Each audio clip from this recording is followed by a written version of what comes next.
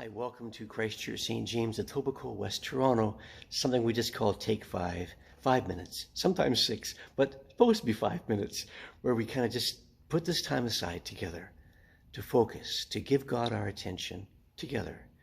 And because we know that when Jesus is included in the equation, things begin to change. So let's take a look at the word for today. And the word is from the book of James. Here's what James says to those early Christians. They were facing all kinds of trials, more than most of us will ever experience, more than I've ever experienced. The persecution, the threats, the imprisonment, possibility of death, just because they believe in Jesus and want to live a righteous life. He wrote these words to them in their most trying times.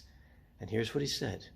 He said, "The earnest prayer of a righteous person has great power and produces wonderful results." The earnest prayer of a righteous person has great power and produces wonderful results. I've got no idea in the world what it is that's going on in your heart, but God does. The earnest prayer, fervent prayer, something from inside, not just words written on a page, something deeper than that. Of a righteous person, a person who is in right standing with God, not because of what they've done. They haven't earned it. They haven't deserved it. They've simply given their life over to Jesus, and that's the righteous standing that they have now with God. They know they belong to God. That person, when that person prays, there's great power there.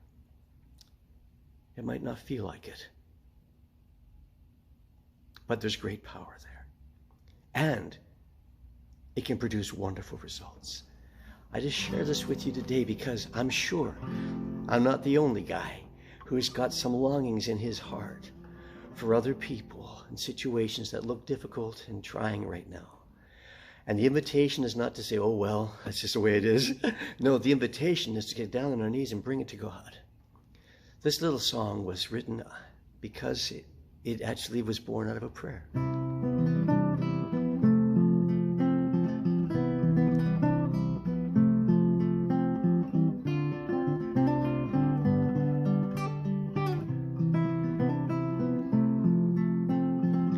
I had a dream, it felt so real. The Lord was near, I could almost feel his arms taking hold of mine. He said, I've heard your every prayer.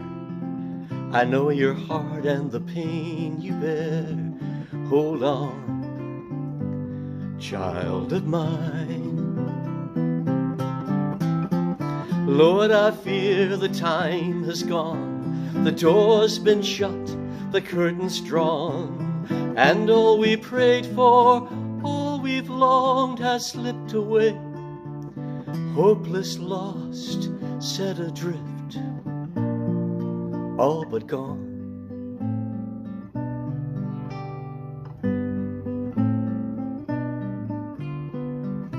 I'm holding on to what I've read, the things you've done and the words you said.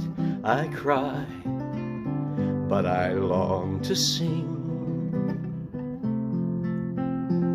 I know you set the captives free. You heal wounds and you calm the seas. Oh Lord, will there be a robe and ring? For Lord, it's been years we prayed for so long, seems nothing has changed. Must there be more tears? Must there be more pain? We open the door and look far and wide. Will this be the day when one who's been far will come close again?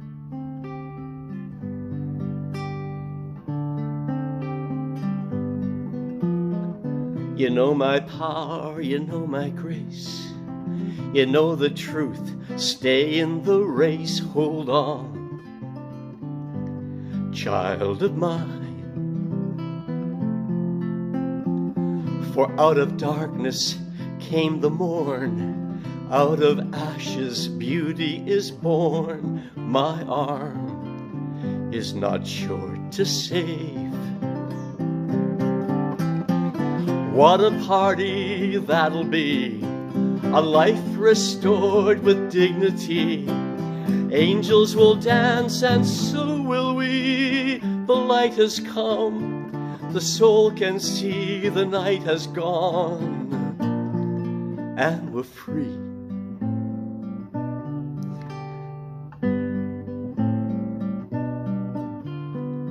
I had a dream, it felt so real.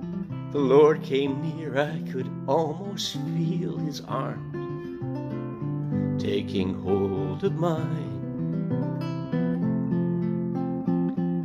He said, I've heard your every prayer. I know your heart and the pain you bear. Hold on, child of mine. Hold on, child of mine.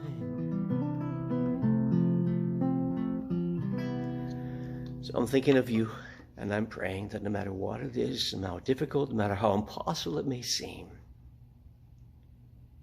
that you will hold on and you will not quit. The greatest gift you can give for somebody is to keep on praying, keep on believing, keep on trusting, keep on anticipating God to make all the difference in that person's life.